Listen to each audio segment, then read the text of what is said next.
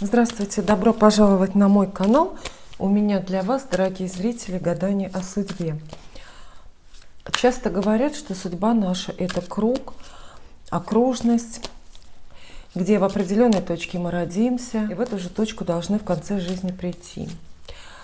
И каждый жизненный этап, каждый кусок нашей жизни – это тоже круг. Это движение по спирали. Круги связаны между собой, имеют плавные или внезапные переходы один в другой.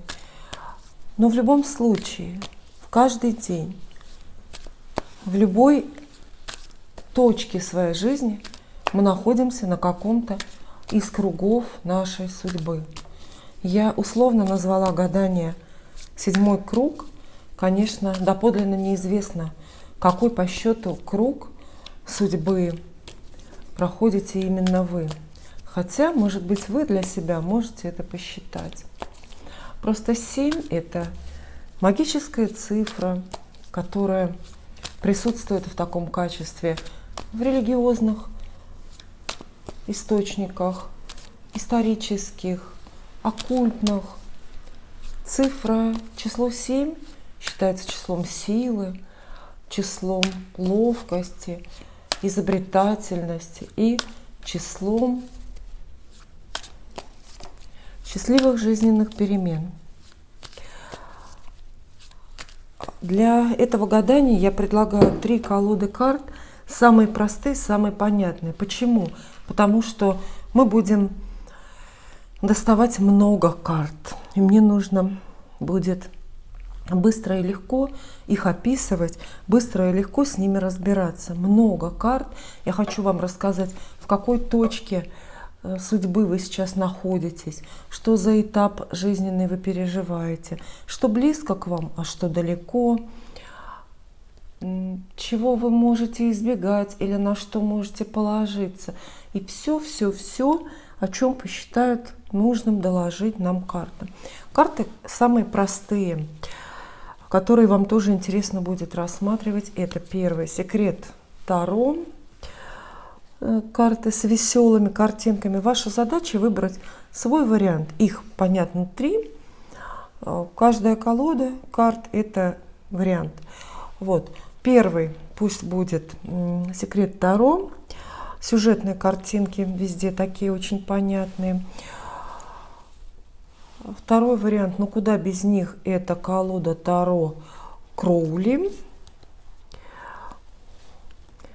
Тоже достаточно легко читаемые карты. Очень активно вот эта колода используется мною, она каждый день. То есть эти карты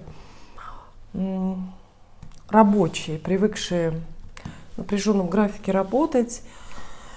Что это значит? Это значит, что они без лишних слов, без проволочек, без лишней воды дают точные ответы на вопросы. И тоже колода известная всем, понятная, это абсолютная классика Таро Уайта. Пожалуйста, выбирайте, какие карты. Может быть, вы привычно уже какие-то любите больше, потому что часто гадаете сами или смотрите гадание где-то. Может быть, первое впечатление от карт подскажет вам. Вы должны включить вашу интуицию.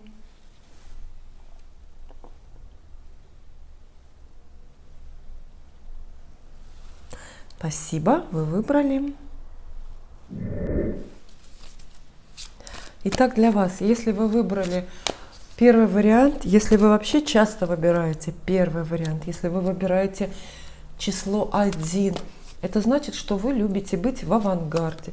Вы мало заботитесь о мнении других людей о себе, или мало, или наоборот слишком много, и, возможно, выбрали даже себе такую судьбу или такую профессию, в которой люди вынуждены на вас обращать внимание. И вы явно нетерпеливы. Ваша судьба. И колода секрет Таро. У нас будет много карт. Сколько точно не скажу. Это зависит от колоды. О, как пойдет. Похоже, что не так много. Выпадает ваша карта. Вас и вообще всех вопрошающих я сегодня загадываю на карту Шут. Нулевой аркан. Почему это актуально? Потому что карта Шут подходит всем. Видите, это 0. Это персона с очень стертыми, размытыми и несущественными личностными характеристиками. Шут — это и мужчина, и женщина вместе. Это старик и младенец. Это умный человек или привыкший весело, наоборот, двигаться по жизни, особо не задумываясь. Ничего личного, говорит карта Шут. То есть никаких характеристик обособляющих, которые одним из вас подошли бы, а другим нет. И в конце концов Шут — это путник, а мы сегодня говорим о жизненном круге, о кругах судьбы и о нашей дороге по этим кругам. Поэтому карта Шут.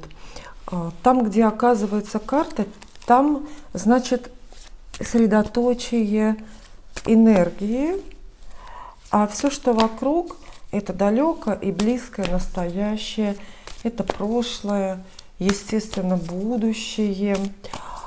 И видите, как для вас карта Шут, вот эта главная карта, выпала очень быстро. Это обозначает для нас несколько вещей. Я расскажу, что это значит.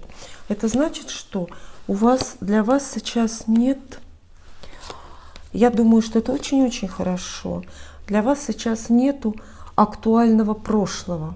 Представьте, далекое прошлое имеется в виду.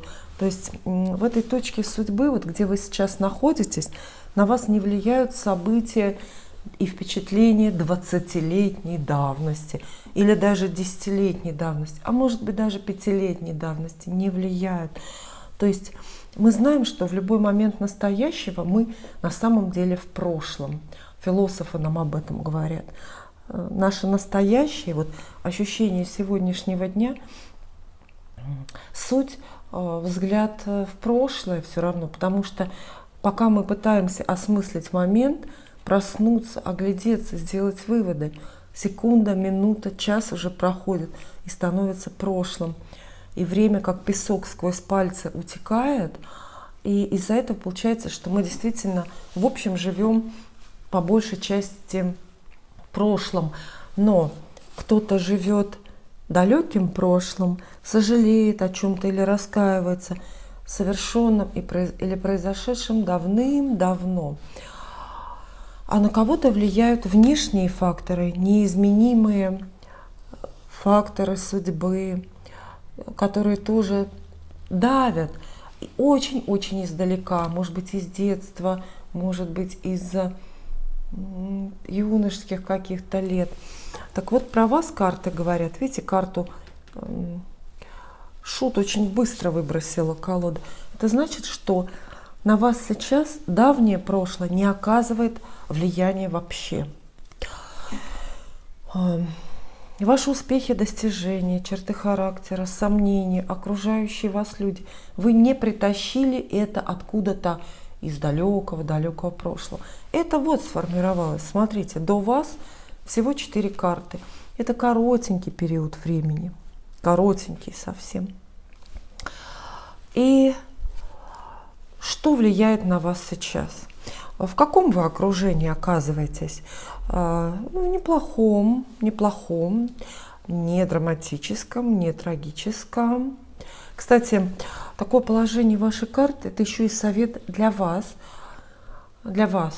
Живите настоящим. Если оцениваете прошлое, на него опираетесь, то оценивайте только коротенькое прошлое, которое вот совсем-совсем недавнее. И не заглядывайте сильно далеко вглубь своей прошлой судьбы, потому что вы там, видите, ничего не найдете. Там нет ответов, никакого влияния нету, ни подсказок, ни вреда. Поэтому не смотрите туда. А вот недавнее прошлое, которое сейчас на вас очень-очень влияет, в основном практичное, практическое. У вас деньги, денежные вложения идут. Вероятно, все это очень крупное, такое успешное. Успех социальный, карьерный, которого вы достигли, получили его недавно.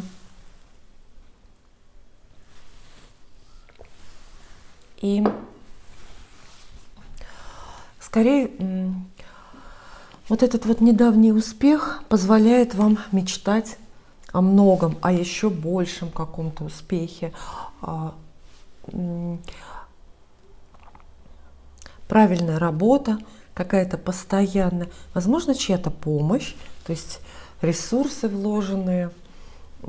Все это помогло вам в жизни, достаточно недавно подняться. И будет лучше, если вы пойдете дальше. То есть, если вы в этом не остановитесь, а будете продолжать мечтать.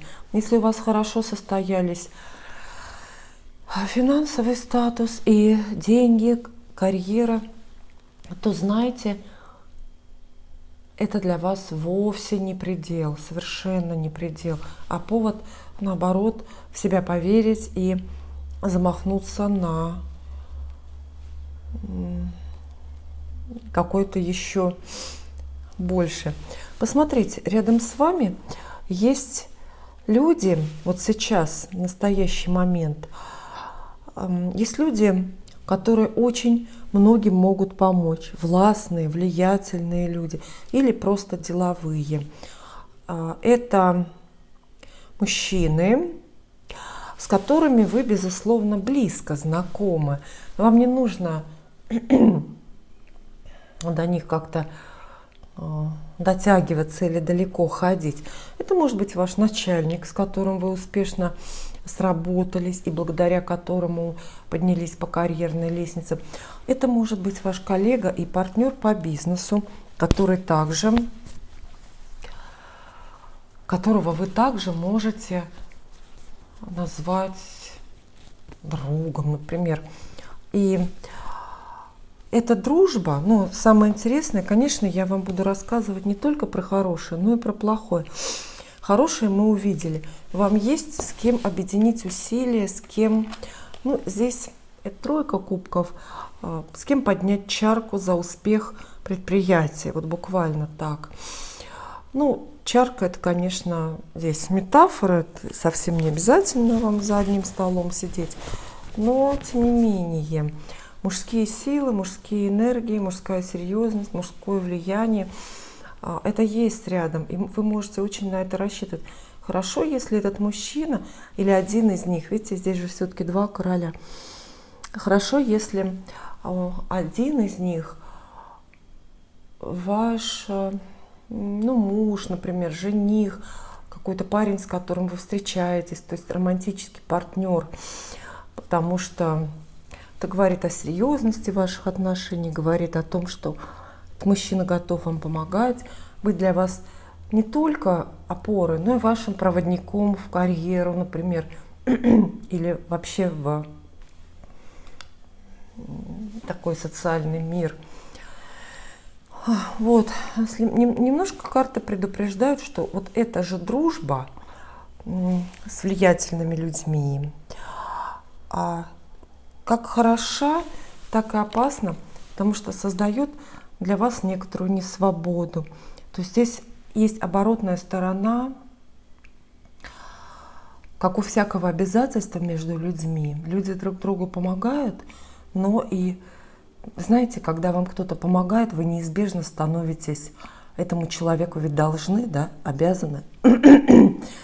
И от этого может быть сложно избавиться. Это положение, это состояние может вас достаточно пугать. Карты предупреждают, что да, используйте влияние и помощь других лиц, но следите, чтобы это совсем уж слишком не ограничивало вашу собственную волю, не вгоняла вас в долги, буквально это так называется. Когда вы полагаетесь на других людей, вы одалживаете у них какие-то ресурсы, не пользуетесь своими, а одалживаете у них ресурсы. Соответственно, это все придется когда-то отдавать. Прямо перед вами очень скоро, где-то в ближайшем будущем, лежит пласт тайн, лежит какая-то очень крупная для вас загадка, которую Вселенная сейчас нарочно придерживает, не раскрывает вам карты, не говорит и не дает вам даже подсказок. То есть вы не можете догадаться о том, что вас ждет в течение ближайших, я думаю, даже 2 или 3 месяцев, ну вот так вот до полугода здесь период. То есть это прям вот секрет секретов. Однако эмоций здесь мало, потому что секрет этот в основном касается документов, каких-то правовых, юридических вопросов. Какой это может быть секрет? Например, пока для вас тайна, как разрешится ваш спор какой-то судебный, например, с партнерами по бизнесу. Пока для вас тайна, какую вам присвоят звание или какую назначат должность. Потому что должность — это тоже юстиция, это тоже статус, документы, оформление. Вот, и тому подобное. Выглядит эта тайна сейчас просто в таком окружении, как счастливый подарок, но я бы все-таки не спешила связывать это с эмоциями, особенно с чувственными, с любовными эмоциями. Потому что здесь более речь идет, предыстория у этой тайны какая? Ну да, она семейная. То есть она очень личная для вас, если вы уже в паре сделали свой выбор и в семье, семейной жизнью живете. То есть тогда может быть и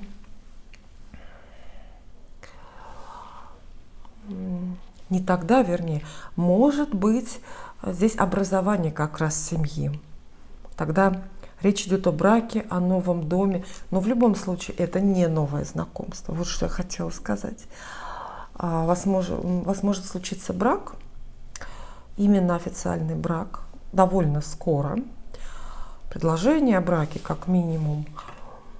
Но это уже известный человек вам, уже знакомый человек, с которым вы вот в принципе друг другу доверяете и отлично друг друга знаете, и можете вот так вот, как на картинке, стоять, взявшись за руки. Между вами уже все выяснено, все понятно, нет страстей, свойственных роману на ранних каких-то стадиях. А почему вы вместе, понятно, а почему вы пока не вместе? Ну, например, потому что ждете жилье, жилище ждете, дом, когда там достроят, например, вашу ипотечную квартиру, или когда родители подарят. То есть вот такую тайну пока для вас держит будущее, придерживает. Эта же десятка может описывать снова набор людей. Я уже говорила, что вы сейчас окружены хорошими людьми, готовыми вас поддержать.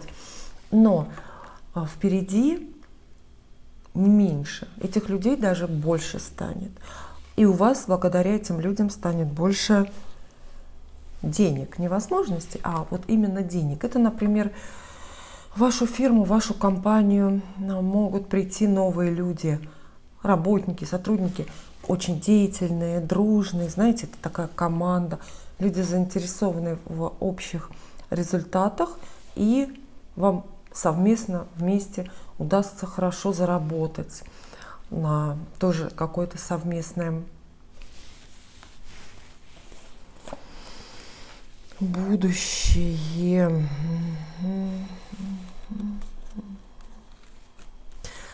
Немножко, видите, у нас в правую сторону расклад скатывается в мечи. При том, что мы говорим хорошее, Но левая сторона – это реальная жизнь, это ваше сознание, ваши осознанные действия, действия других людей. Это то, что можно при свете дня пронаблюдать и потрогать. А правая сторона – это уже неосознанное, бессознательное, сокрытое. То, что происходит только внутри вас и на каком-то глубоко-глубоко эмоциональном уровне. И в целом вы сейчас на каком-то определенном пике, вы хороший круг в своей судьбе проходите. В основном это касается карьеры, денег, жилья, материальных вопросов, это семейные дела, какие-то ценности. То есть объективная часть вашей жизни хороша. Я даже особо советов вам, видите, не даю, потому что вам и без меня есть кому хорошие вещи посоветовать. Однако вещи более сокрытые, это ваши чувства, жизнь вашего альтер-эго вызывают тревогу, потому что вместе с социальным успехом, карьерой и новыми знакомствами у вас нарастает конфликтность какая-то внутри. Вы чувствуете, что объективно должны окружать себя людьми, потому что без этого не будет вашего успеха. Но внутри очень хотите закрыться и делать все только по-своему. Хотите больше молчать, хотите отказываться от этих советов, которые на самом деле вам так нужны.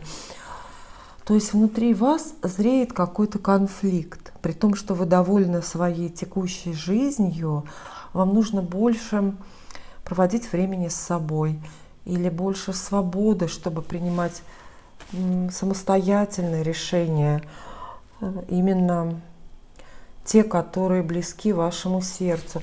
Вот такая история бывает с людьми, которых случайно судьба выбрасывает куда-то, знаете, в карьеру, в успех, а внутри эти люди интроверты, внутри они хотят только, например, творчества и покоя. Поэтому чем больше вокруг вас людей, чем больше у вас успех, тем более злитесь вы внутри. Это рыцарь мечей, он злой. Вы прямо злитесь внутри, раздражаетесь. Но этот конфликт, конечно, довольно сложно изжить. Вы не сможете его выплеснуть наружу, потому что это неприемлемо сейчас. Ну и потому что вы вообще культурный человек. Я могу вас только обрадовать, что через какое-то время, очевидное время, заметно, я думаю, может быть, до конца этого года или в течение года, через 12 месяцев, ваша текущая жизнь изменится. Видите, какие карты здесь в конце нашего расклада оказались. То есть вас ждут очень большие перемены, такие, которых вы, совсем-совсем не предполагаете. Хотя, может быть, они вам снятся. И похоже, что в течение 12 месяцев впереди, это максимум временной, я называю, текущий ваш жизненный круг, 7-й, как мы здесь называем в гадании, завершится, исчерпается, и начнется новый жизненный этап. Но это будет потом. А пока мы продолжаем рассматривать ваше более близкое будущее и давать вам советы. Итак, про серьезный конфликт личности и обстоятельств я вам уже рассказала. Что с этим делать? Очень по-разному к этому относятся и философы, и психологи. Наверное, у вас есть свои какие-то методы выхода из таких тупиков.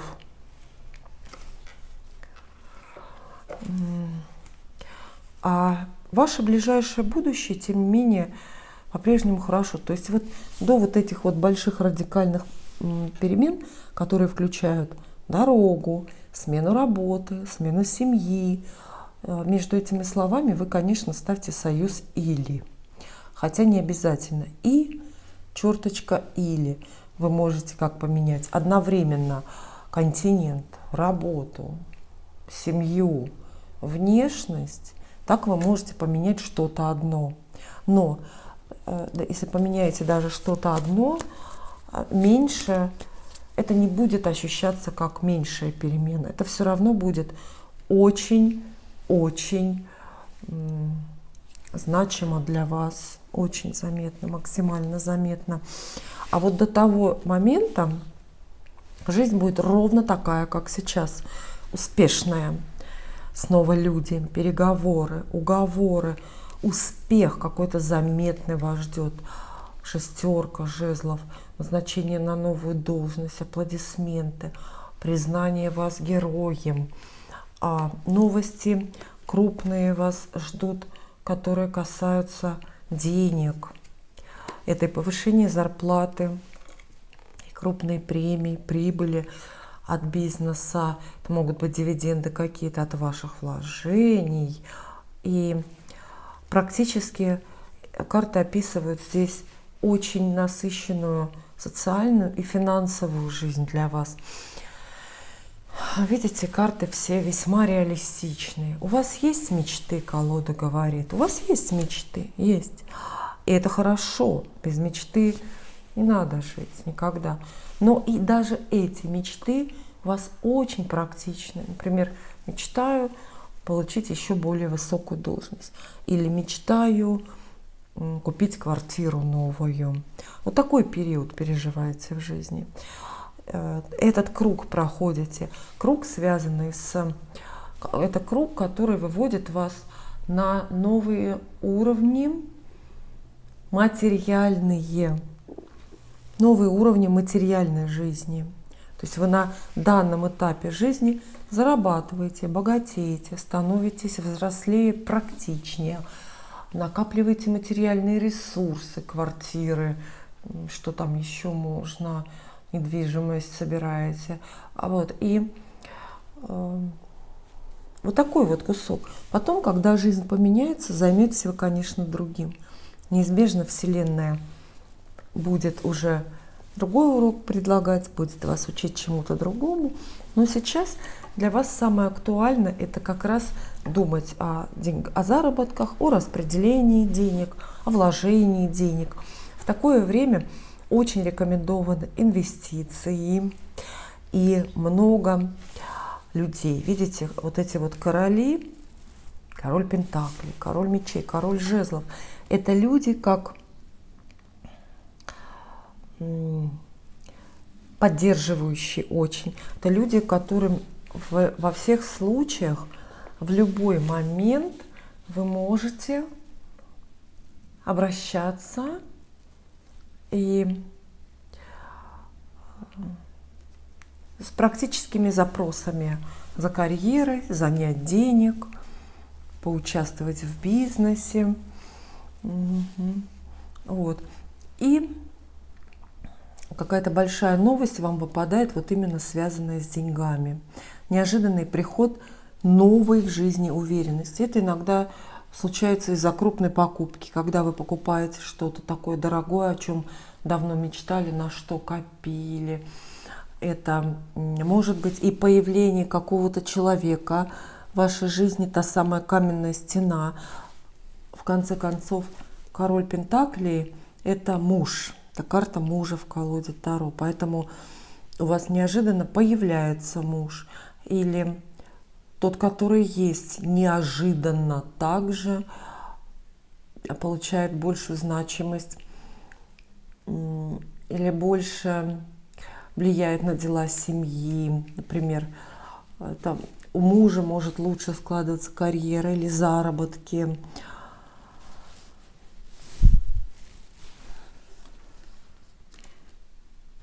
Если вам о чем-то и придется задуматься, то только о распределении денег. У вас явно очень достаточные есть и особенно будут средства материальные, денежные. И в этом состоянии к любому человеку приходят, знаете, такие философские мысли. Вот как правильнее, как благороднее как честнее распорядиться деньгами, которые есть. Вот вы будете об этом думать. Это могут быть какие-то пожертвования на благотворительность, это могут быть деньги, отданные родственникам, например, которые нуждаются. Но это может быть и ваша успокоенность, некая расслабленность. Карты говорят, что вы здесь довольно скоро, пройдя вот эту реализацию именно денежную, успокоитесь на материальные темы. Вы станете жрицей. Придет вот тот статус, то материальное положение, когда вы уже смотрите на деньги спокойно, равнодушно. Вы можете расслабиться, потому что понимаете, что вашему кошельку ничего не угрожает. Вы себя как-то очень защитили, опять же, с помощью других людей, тем не менее. И пришло время расслабиться, забыть о том, что, там, не знаю, нужно ходить на работу или слишком стремиться, или слишком переживать о деньгах. Ну а дальше я вам уже сказала. Стремительные перемены, абсолютно внезапные, роковые по судьбе и нарушающие все ваши планы, у вас происходят вот загаданный определенный мною период. А я его назвала такой. Либо это полгода до конца, полгода 6 месяцев, либо это год 12 месяцев впереди. Вы сами должны интуитивно ощутить, какой период для вас более близкий и более правильный. Может быть, мы одну карту еще достанем в качестве совета для вас, правда?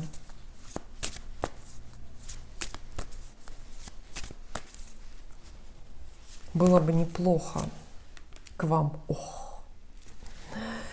А совета нет, говорит колесо фортуны. Вы сейчас действительно, колесо — это же круг, о котором мы и говорим. Вы сейчас действительно находитесь под большим влиянием судьбы, ангелов, неба. Поэтому все, что с вами недавно произошло, происходит теперь и будет происходить в ближайшем времени, всем этим заведует судьба. Вы на самом деле на происходящее уже мало влияете, очень мало. А также карта колесо фортуны советует вам как можно аккуратнее вмешиваться в ход событий. Все, что каждый день вы узнаете, все, что каждый день происходит с вами и вокруг вас, пусть идет своим чередом. Колесо фортуны – это счастливая карта, а фортуну при всей ее силе, фатальности легко сбить с курса, легко остановить, наверное, нету, но развернуть не в благоприятную сторону. И вот эта карта вам действительно советует сейчас затаиться,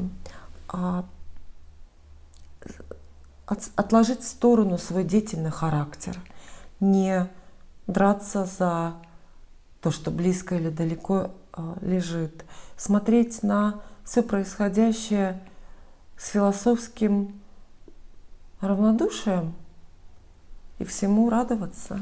Спасибо. Если вы выбрали в моем гадании второй вариант, часто выбираете где-то второй вариант, и вам вообще нравится цифра 2, это значит, что вы достаточно терпеливый человек. Вы добры и часто склонны все делать в партнерстве. Хотите любви, не хотите оставаться одни. И при этом, если судьба заставляет, можете проявлять удивительную стойкость. И тогда уже справляетесь самостоятельно с самыми тяжелыми жизненными невзгодами. Вы очень верный, на вас всегда можно положиться. Однако делаете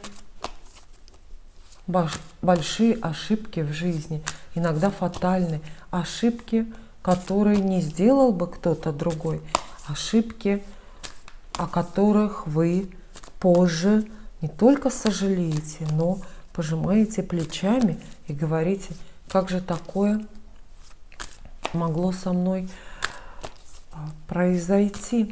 И у меня для вас гадание. Сколько карт будет в этом раскладе, я заранее не знаю, потому что здесь карты сами должны решить. Колода сама должна решить, сколько вам выдать карт. От этого зависит и расклад. И мы определим именно таким образом, в какой точке судьбы вы находитесь, что на вас влияет, что находится рядом, а до чего вы даже с трудом не сможете затянуться. Все-таки мое гадание, при всем желании, наверное, мы ограничим довольно коротким сроком. Мы здесь не будем заглядывать далеко в вашу жизнь, на 20 лет вперед или даже на 10 лет вперед. Хотя хочется и такое гадание тоже сделать для вас.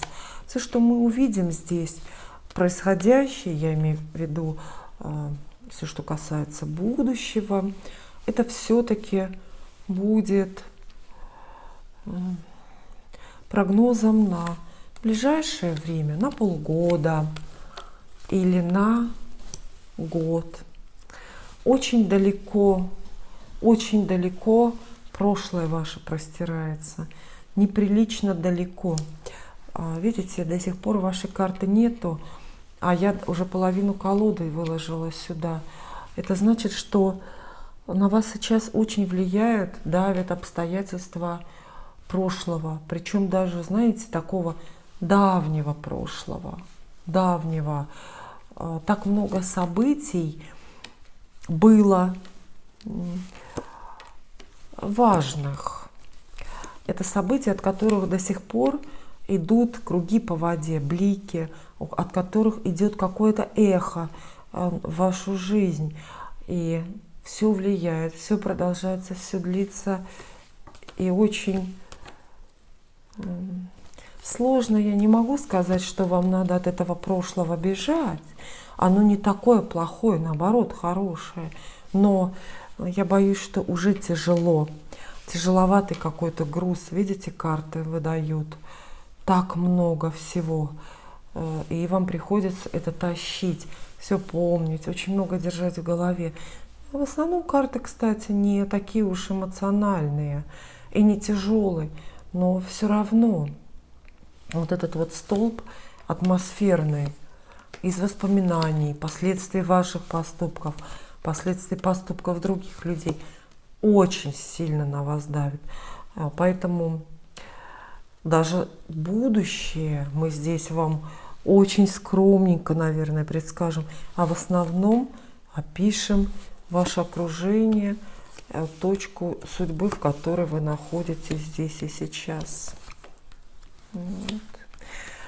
Про вас говорят человек с прошлым. А почему вам не удается, или, может быть, вы не хотите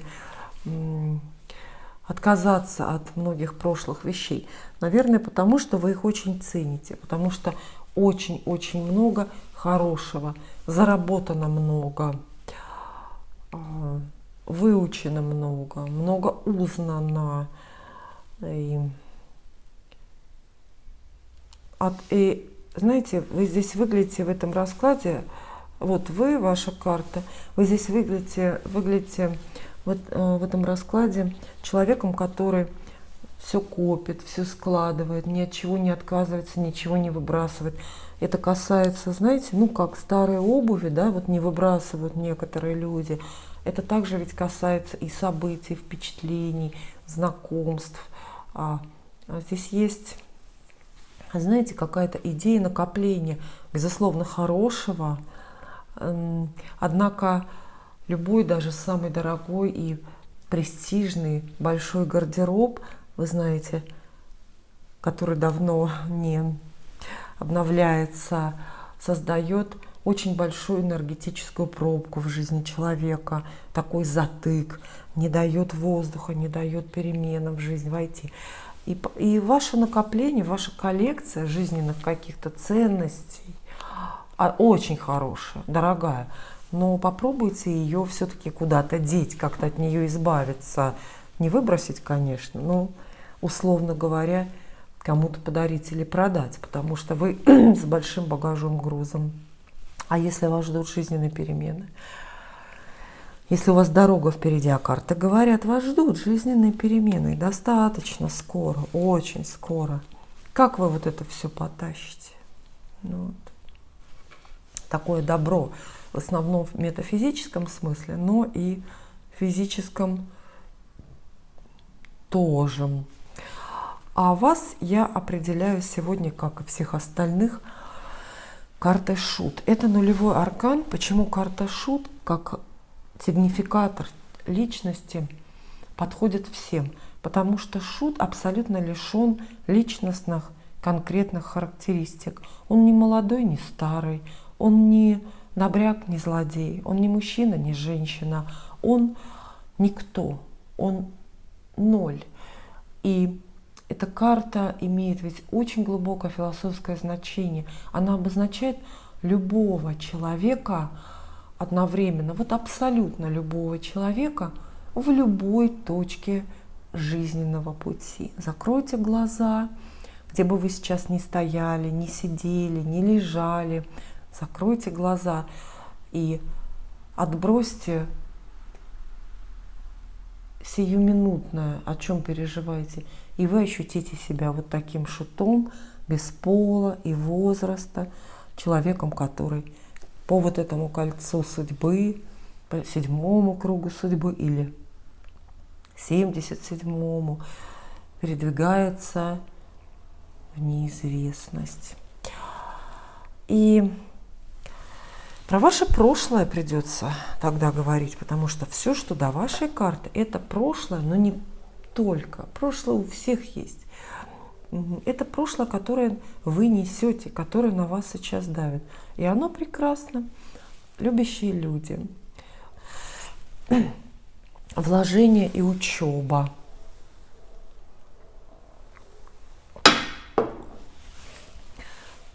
Хорошее знакомство. Крупные покупки, материальные приобретения, наступление какой-то абсолютно материальной гармонии в жизни, множество достижений, семья. Похоже, что предыдущий этап, может быть, предыдущий, предшествующий даже круг вашей жизни был очень плодотворным. Так много вы насобирали. И любовь, и деньги, и учебу, знания, и конкуренцию. Очень много набрали друзей, очень много набрали как бы людей в семью. То есть сложилась семья, состоялась, что бы это для нас ни значило. Ваши чувства любовные, романтические тоже имеют значение. Чувства эти были у вас очень ответные сначала и очень-очень не пустые. Мне, думаю, сейчас есть такая задача как-то докопаться до сути, почему вы так старательно все это несете, как улитка свой домик, и не хотите избавиться от этого. Видите, карты описывают любовь для вас. Это любовь, любовные сцены, любовный эпизод, партнерство, где были очень серьезные намерения. И не на пустом месте, правильные намерения. Вы действительно планировали с кем-то очень долго и по-честному быть вместе, видите, и в бедности, и в богатстве, в болезни, в здравии. Однако получилось у вас это или нет? Мы даже, наверное, не можем сказать, потому что внезапно все разрушилось, видите, все разрушилось внезапно. Внезапно пошла какая-то противоестественная неискренность между вами, не свобода. Это не, нет, скандала не было, ссор не было. И, возможно, вы даже в итоге, вот что интересно, вы ведь в итоге даже не расстались. Вы остались вместе. То есть ваша история любви не оказалась такой уж закрытой. Но разрушилось доверие, разрушилось такое безусловное партнерство между вами. Помирились? Пожалуй, что да. И после вот этого романтического, любовного эпизода карты видят в вашей судьбе прошлой снова много хорошего, снова много любви, хороший дом, ответственность, обязательства. Вы все это время не одни, все равно. Вы находитесь в паре с каким-то человеком. Может быть, эта пара, знаете, такая пунктирно, эпизодически складывается или распадается, складывается и распадается. Бывает такое. Но все равно вы в этой жизни здесь на себя не полагаетесь. Карты вас совсем одиночкой не называют. У вас не было, вот поэтому вы и любите, и цените вот это вот свое все прошлое, не хотите от него отказываться, потому что, в принципе, вы везде выиграли, и вы ничего не потеряли, и у вас не было по-настоящему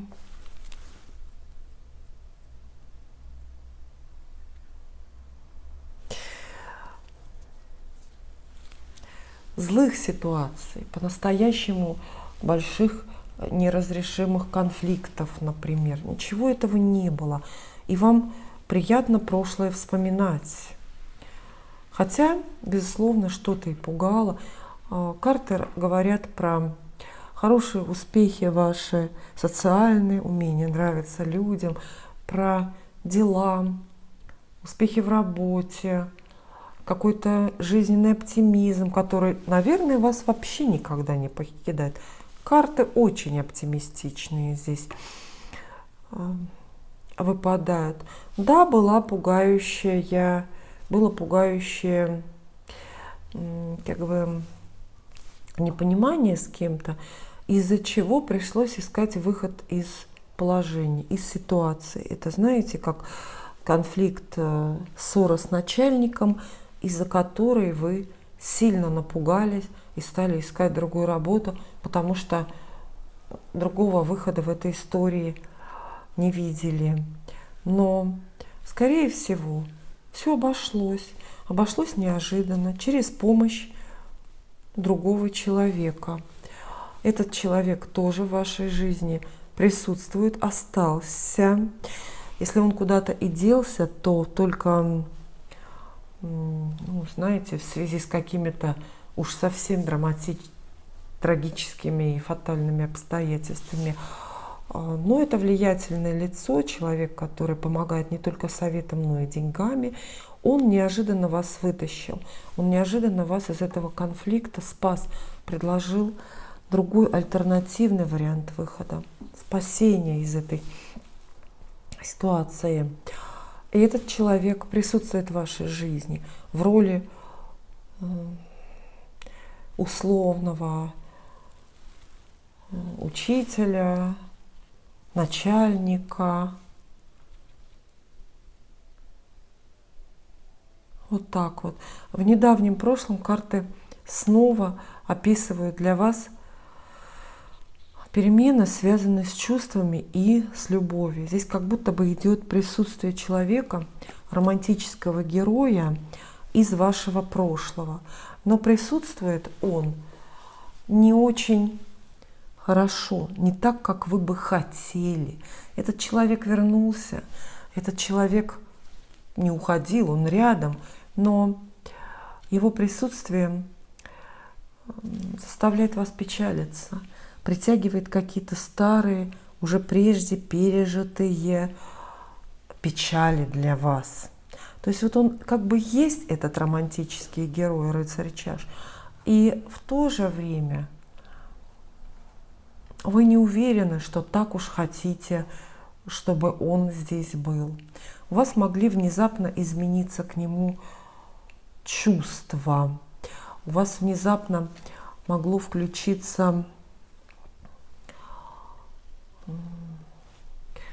такое спорное желание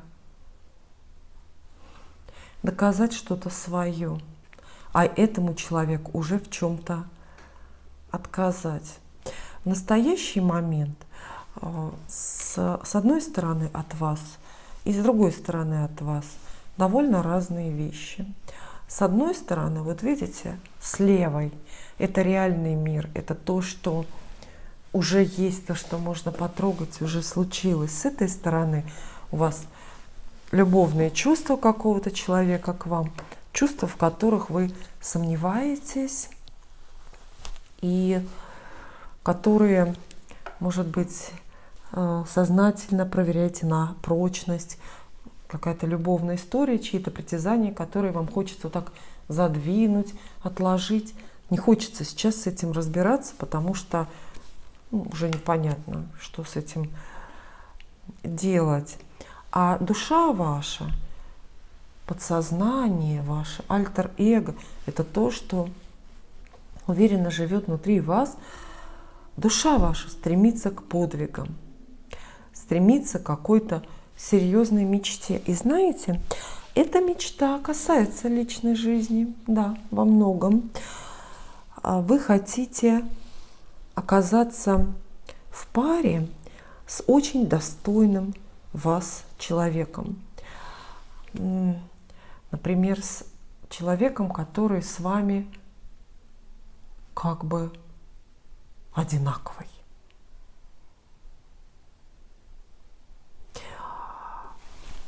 Хотите семью и дом, я не могу здесь говорить, потому что скорее вы в этом пресыщены. Но вы хотите очень глубокого взаимопонимания с каким-то человеком, вы хотите друг другу помогать, вы хотите на каком-то даже бессознательном уровне друг к другу хорошо относиться. То есть вы все прошли и все имели в жизни, и любовь, и внимание, и потери, и примирение. Но вот сейчас это ваше ближайшее будущее, которое вы ждете, которое вы уже осознаете и понимаете. Это совсем другое. Это совсем другое. Это новый уровень взаимоотношений. Это тот случай, когда людям не надо даже разговаривать, чтобы идеально понимать друг друга. Карты складывают вас совсем скоро в необычную пару с человеком, с которым вы, кстати, уже знакомы и доверяете друг другу. То есть это не новое знакомство в течение 2 или 3 месяцев, а может быть быстрее, хоть завтра. Судьба обяжет вас принять обязательства относительно другого человека. И вы сделаете это с удовольствием, как будто бы вы всю жизнь к этому стремились. Но не думайте, что будет легко.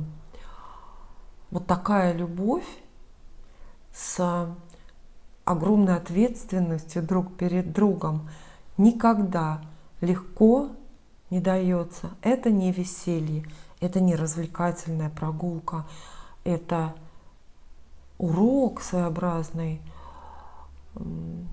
обучающий, как можно быть. По большому счету, с большой буквы, как можно быть с другим человеком, проникновение душ я это называю. Но это уже известный вам человек, с которым вы друг без друга просто не обойдетесь, вот не можете обойтись. У вас как будто бы судьба бросает друг другу в объятия. Вы должны сейчас послужить спасательным кругом один для другого.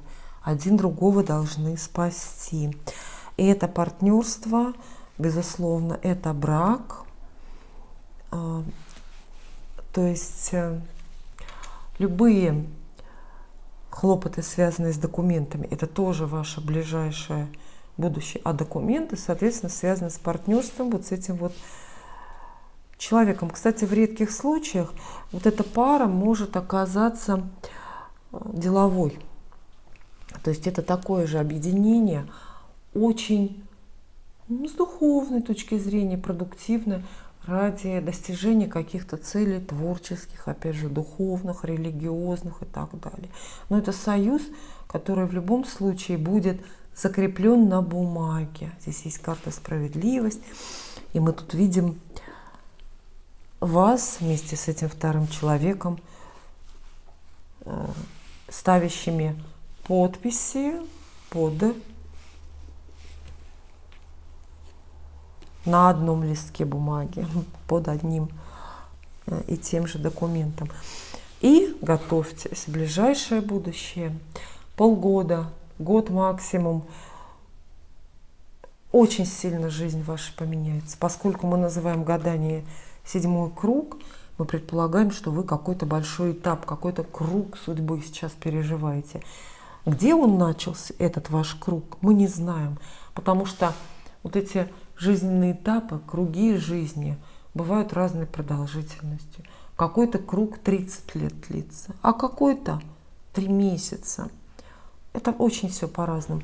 Начало данного вашего жизненного периода я здесь в картах не вижу. Мы его не находим. А вот окончание уже скоро. Готовьтесь. Счет идет на недели, месяцы или дни. Вас ждут самые большие перемены, самые стремительные, внеплановые, сложные по судьбе перемены, сложные для принятия для вас, потому что у вас появляется ощущение, что вас подхватывают вихри судьбы, и вы ничем не управляете. Так оно и будет, вы действительно не сможете этими переменами управлять. И, конечно, эти перемены для каждого про свое, но, возможно, у вас все будет вместе, в комплексе. То есть сразу все. Это и дорога, и смена работы, и новый семейный статус, и много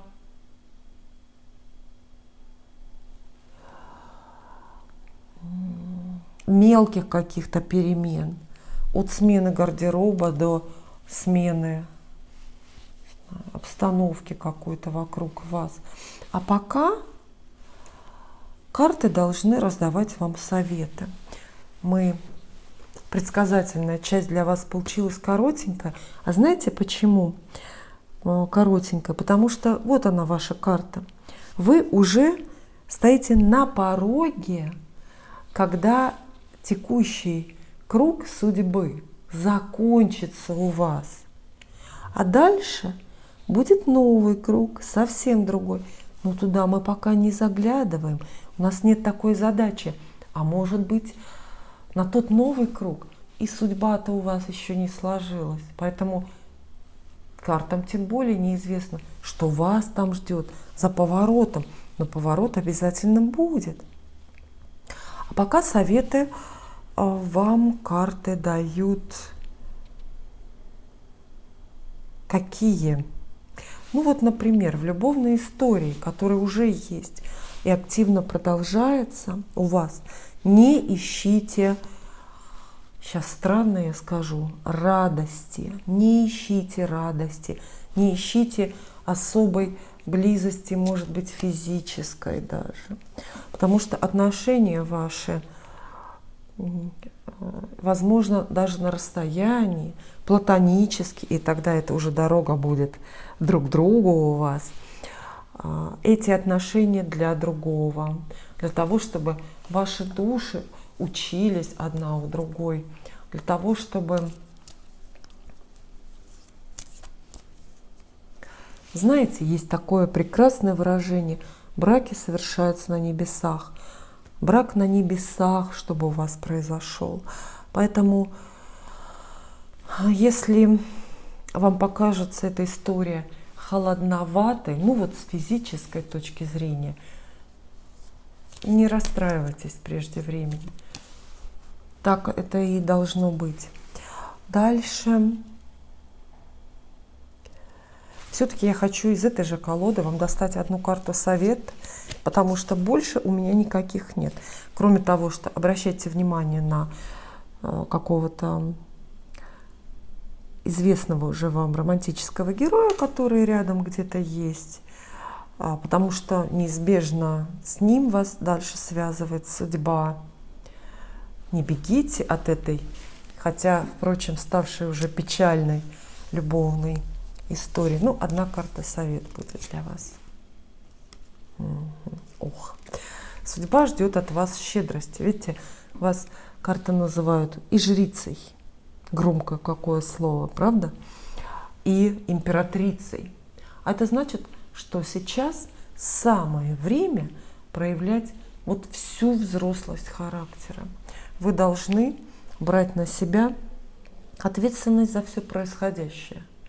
Буквально все, что вы видите, или что края уха вашего касается, это все должно ложиться вам на душу. Вы все должны пропускать через себя и спрашивать себя, чем и как я могу помочь. Эта карта — концентрация мощных женских энергий.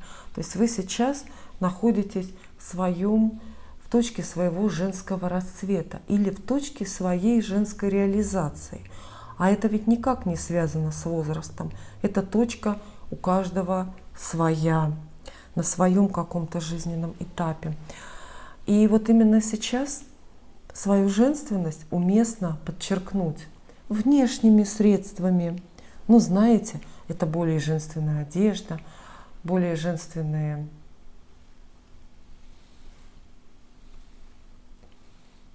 слова или поступки, но также и душа. Включите женскую часть вашей души.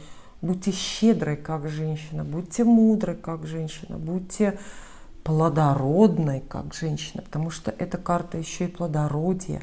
Она говорит, что вы можете сейчас очень много давать тепло, понимание, любые ресурсы свои другому человеку. И можете давать жизнь тоже другому человеку. Я благодарю вас за внимание. Спасибо.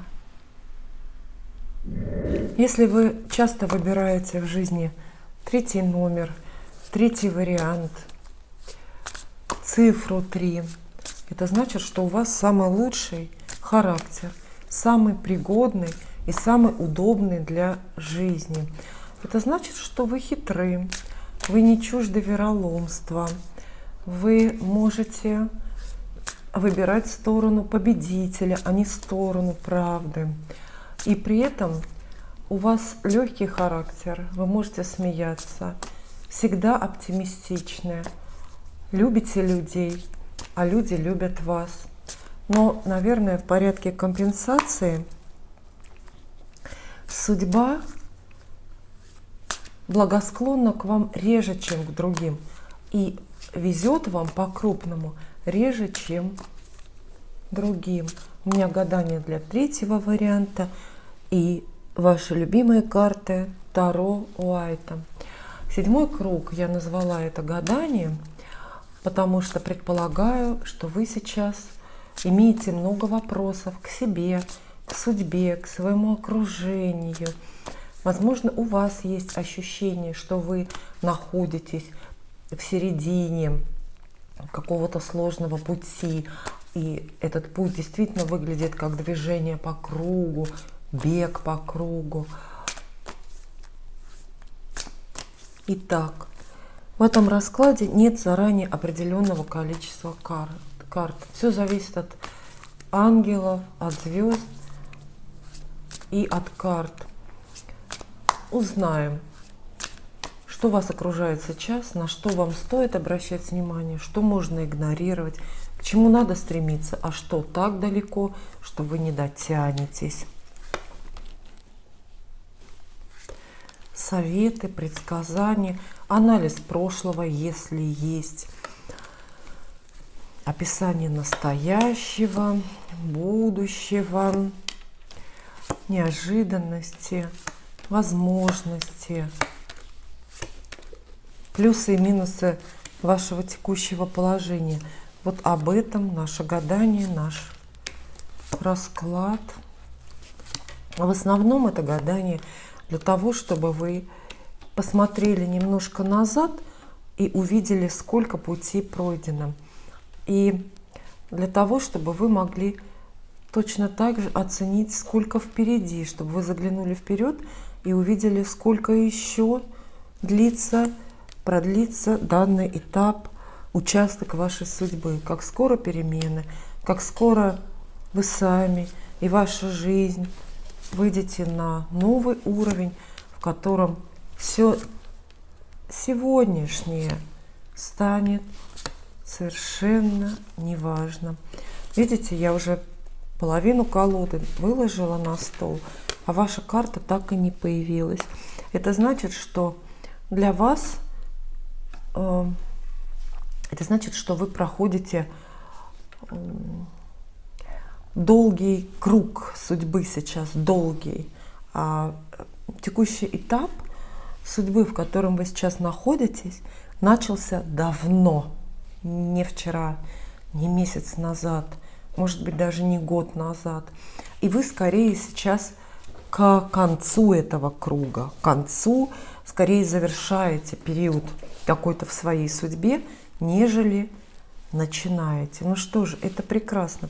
А вот здесь вот карты, все, которые на столе, это будут предлежащие карты для вас, описывают ваше накопление, сбережения, то, что вы прошли, то, что отвергли, или то, что осталось с вами. Это вот вся дорога на вашем нынешнем круге, которую я тоже вам опишу, чтобы вы узнали себя и, возможно, решили, были вы неправы или правы, и что вам делать теперь. Но пока ваша карта так и не появляется.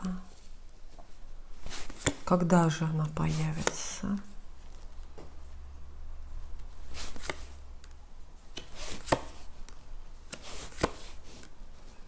Пока я вас разыскиваю здесь на просторах судьбы, вы можете рассматривать иллюстрации на этих картах. Они привычные и кажутся простыми, но на самом деле они очень-очень хороши. Здесь нет ни одного случайного штриха, ни одного случайного поворота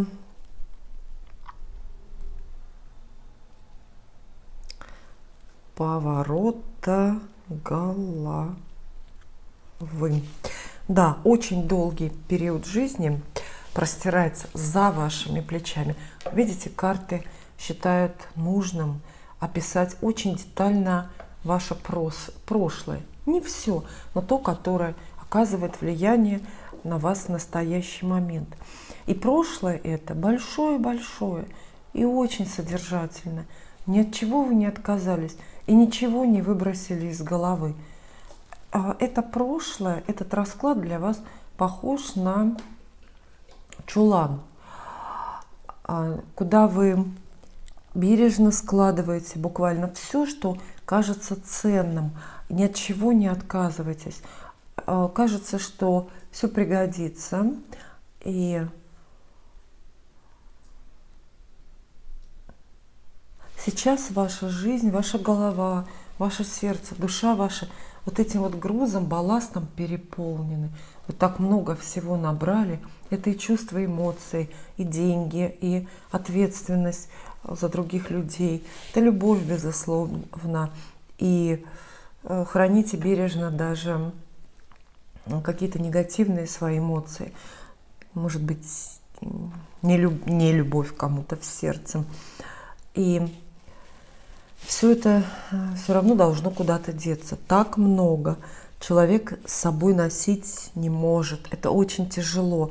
И уж тем более вот с этим грузом, огромным грузом прошлого, вас не пустят в новый период жизни. Вы не сможете туда влезть, как-то уместиться. Вам придется что-то выборочно выбрасывать или избавляться от всего балласта. Но пока сейчас это с вами, пока карты видят, я вам расскажу основные моменты прошлого, которое имеет значение для вашего настоящего и будущего.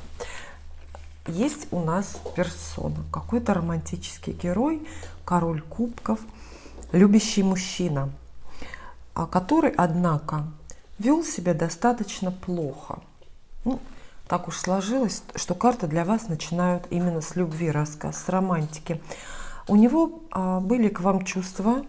Почему говорю были, возможно, они сейчас есть. Однако вел он себя плохо. Он не боялся ссориться с вами, может быть, предъявлял претензии или как-то вас критиковал. Однако он же делал вам предложение о браке.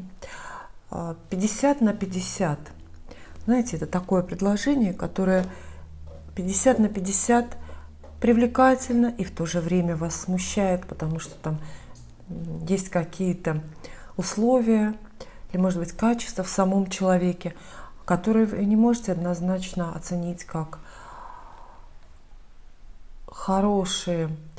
Но, тем не менее, было намерение, взаимное, обоюдное намерение быть вместе, было какое-то слияние душ, общий отрезок времени, который вы прошли вместе, и очень сознательно, потому что друг друга выбрали для этого. Была очень сложная ситуация, связанная с этим человеком, когда его оборотная сторона кубков, мечи, видите, он здесь один как король кубков, а с другой стороны это тот же персонаж, только король мечей. И вот эта оборотная сторона его любящей, нежной души очень дала о себе знать. То есть этот человек вдруг проявился и заставил вас искать выход из вот этой вот общей одной на двоих ситуации. Возможно, он с вами был нечестен, он был хитер, он был лицемерным, и от этого нельзя было отказаться, от этого нельзя было отмахнуться, нельзя было эти качества или эту ситуацию проигнорировать. Есть измена, открытая или тайная, есть невозможность больше доверять этому человеку. Ваши чувства к нему не остыли, нет.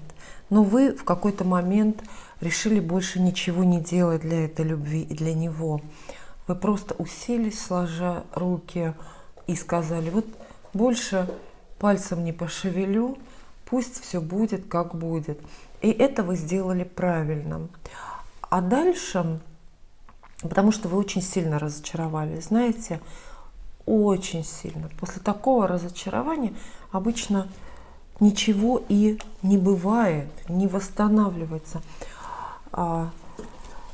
И действительно, по сути, все вот эти вот большие планы совместные, быть рядом, разменялись, закончились. Случилась разлука, и это очень похоже на кризис. Но карты говорят, что любовь никуда не делась, она как наваждение, что-то вроде зависимости преследует вас, и вы не понимаете и продолжали не понимать, почему это так получилось, почему вы с этим человеком друг друга не поняли, почему он поменялся и стал по-другому себя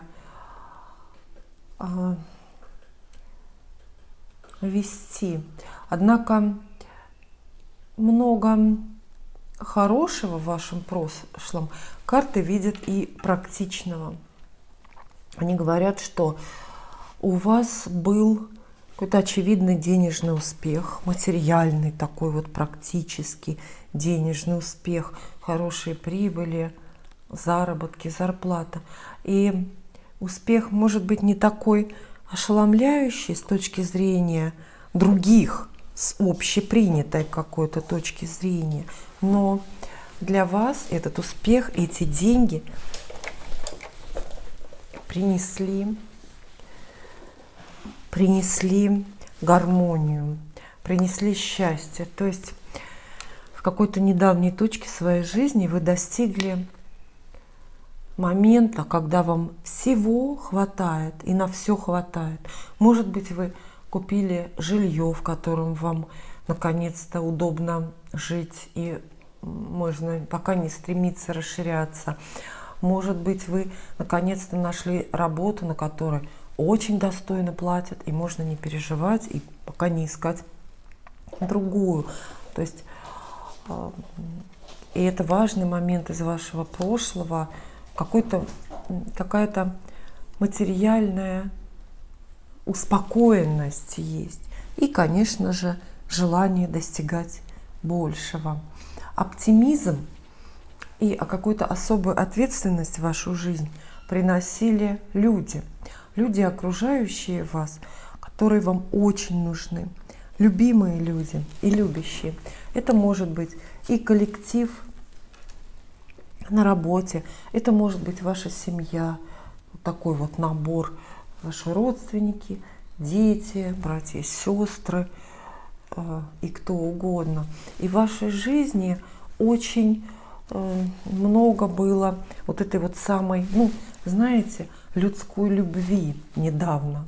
Эта любовь свалилась на вас как подарок. Это может быть ведь и любовь даже неизвестных людей, незнакомых. Тогда как подарок вам выпадает, например, слава, популярность, известность, набор каких-то друзей. То есть окружение своих. Карты говорят, что вы нашли своих. Вот почему вы не отказываетесь от своего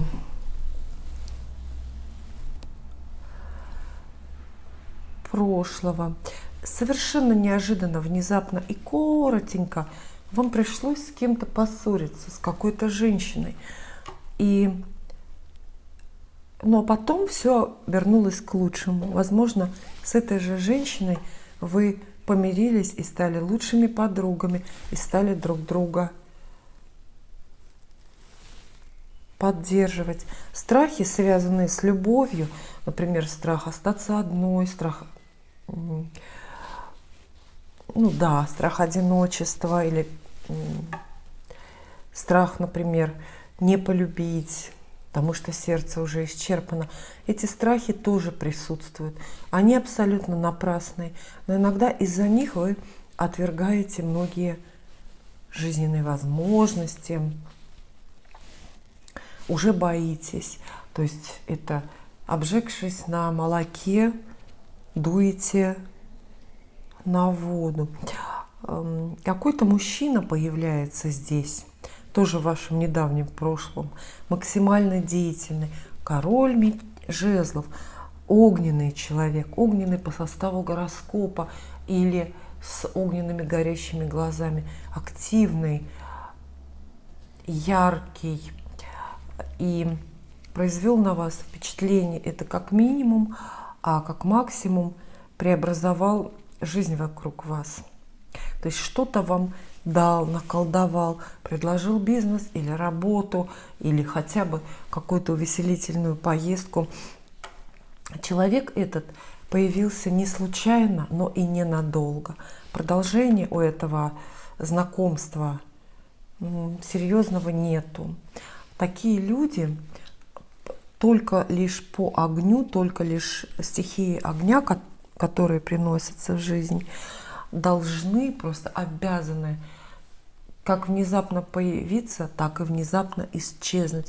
В этом смысл. Они не должны оставаться с вами в качестве жилетки или каменной стены. Они для другого.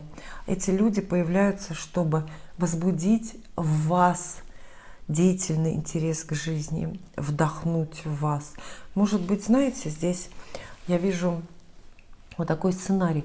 Это ваши сомнения на тему, а смогу ли я вообще когда-то кого-то полюбить, потому что разочарования предшествующие слишком большие.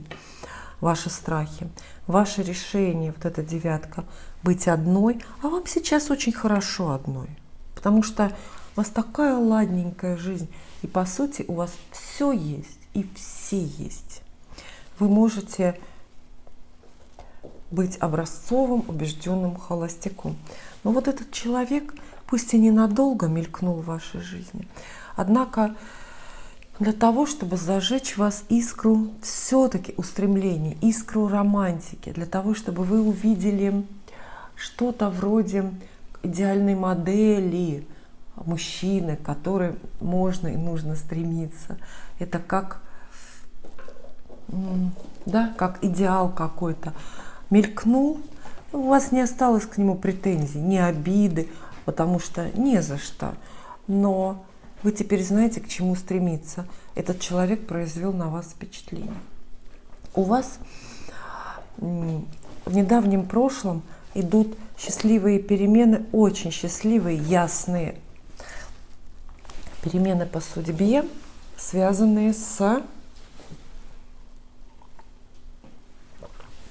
опять же, материальным миром.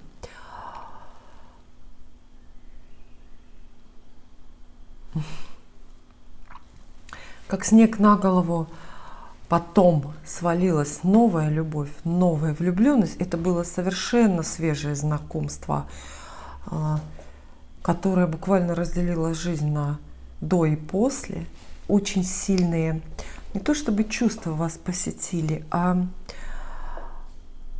очень сильное было желание с каким-то новым человеком оказаться в паре.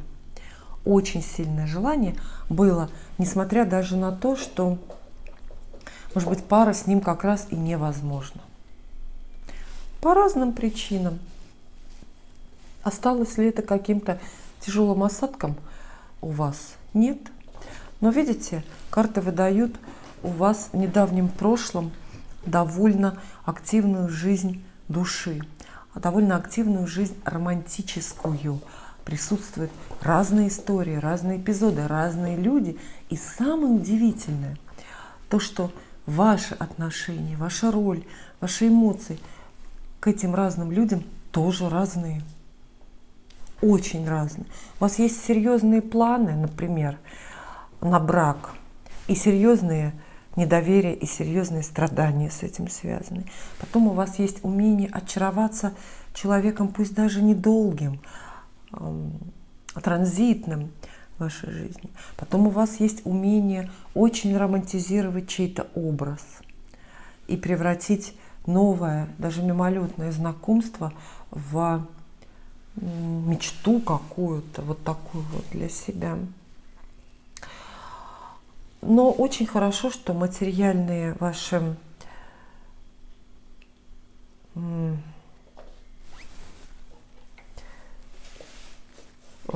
романтические вот эти истории, переживания очень уверенно перемежаются с материальным успехом. То есть вы умеете и любить, влюбляться как минимум, но вы умеете и думать о хлебе насущном, и вы любите работать.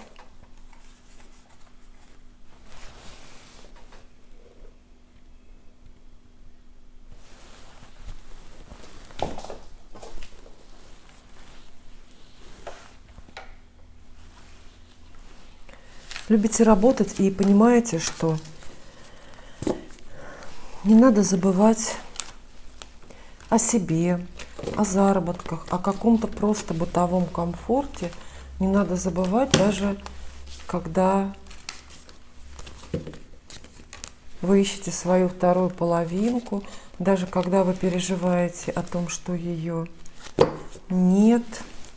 Видите, ваше прошлое, какое большое. Места на столе не хватило, мне пришлось вот все эти карты сложить и убрать для того, чтобы продолжить расклад. А вы думали, что это конец? Нет. Мы до вашей карты ведь даже не добрались. Мы вас-то не увидели. И будущее ваше, и настоящее не рассказали.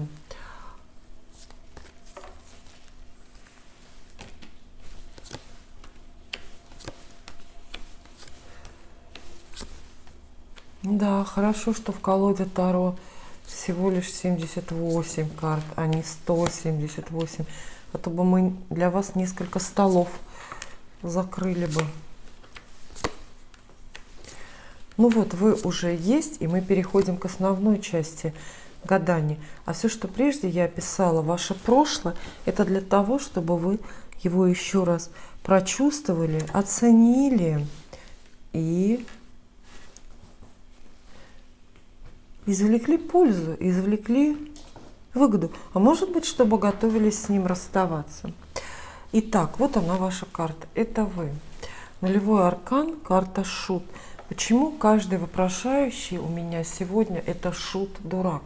Потому что любой человек в любой момент судьбы, находясь в любом месте, это путник, который по большому счету ничем не связан и свободен в выборе. В любой момент, в любой точке вашей судьбы вы можете пойти назад или шагнуть безрассудно вперед.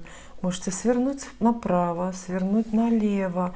Вы можете от всего отказаться и можете никого не послушаться. Эта карта подчеркивает свободу личности, а еще она абсолютно стирает индивидуальные характеристики, потому что шут — это персонаж без возраста и социального положения.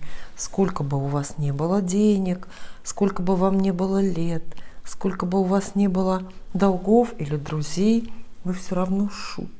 Карта эта очень всех уравнивает. Поэтому это вы, там, где вы, это текущая точка вашей жизни. Ну что ж, ваше будущее мы оценим совсем-совсем немного. Нам хватило прошлого. Но вы переживаете сейчас очень длительный круг, очень долгий круг судьбы, очень долгий. Потому что мы не увидели начала его, и по сути мы не видим и конца. Я вам не пообещаю скорой перемены в жизни. Все, что вы заработали до этого, как вы живете, что вас окружает, что вы цените, от чего вы спасаетесь, все это сохраняется в вашей жизни на необозримо долгое время. Но все хорошее, мне не в чем вам отказать. Самое ближайшее горяченькое прошлое для вас — это состоятельность в социальной жизни, навыки, учеба, правильная работа и ваши подвиги. Вы явно ощущаете себя состоявшимся человеком, правильно живущим, и умеете анализировать, оценивать не только себя, но и других, помощь.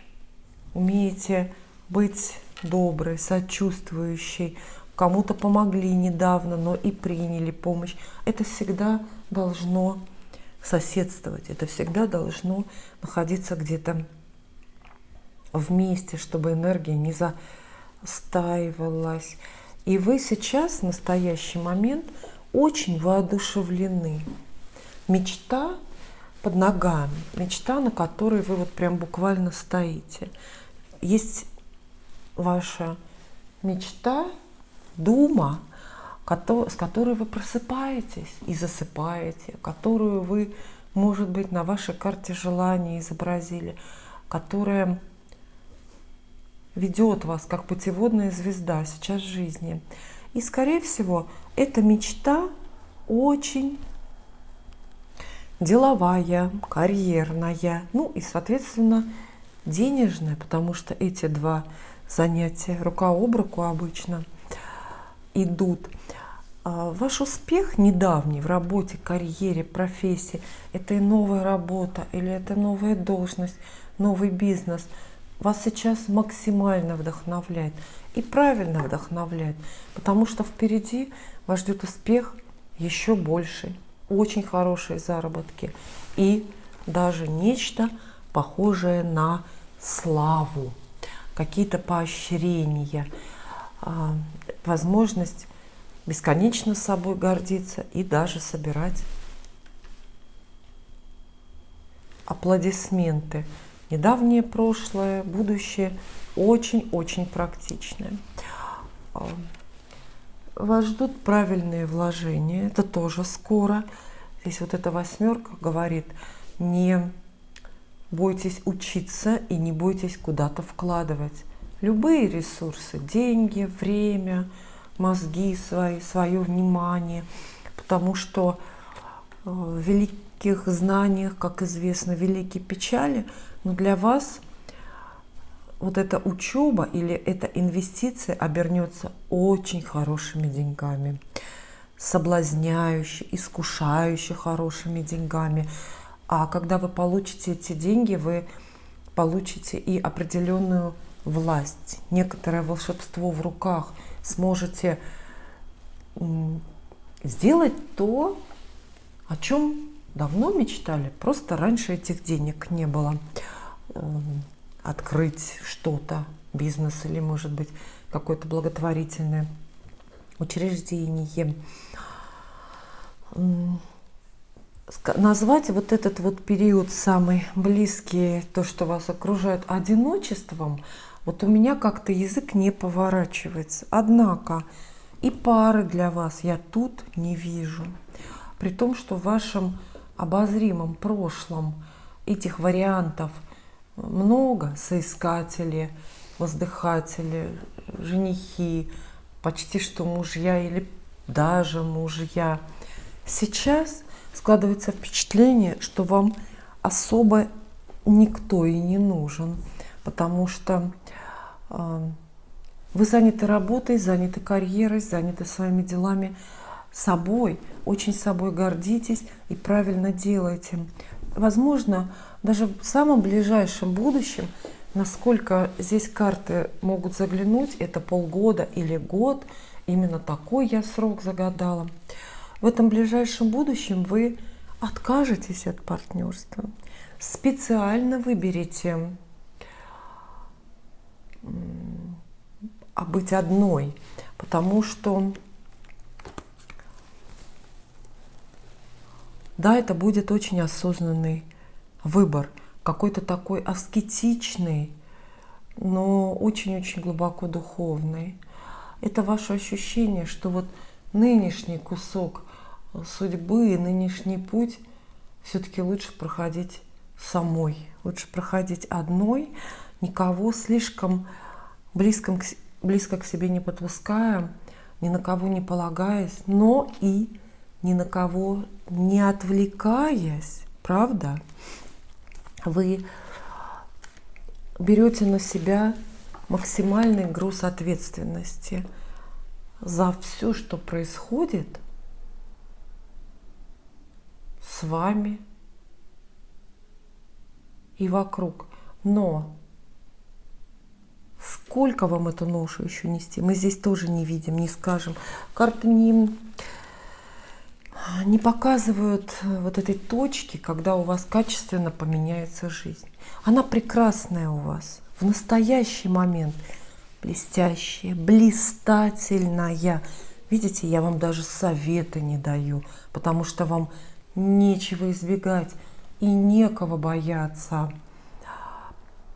А перемены большие, которые по судьбе, конечно, когда-то будут, но пока можно к ним не готовиться. Пока вот эта состоятельность ваша накопленная слишком ценная, чтобы вам ее выбросить, чтобы от нее отказаться.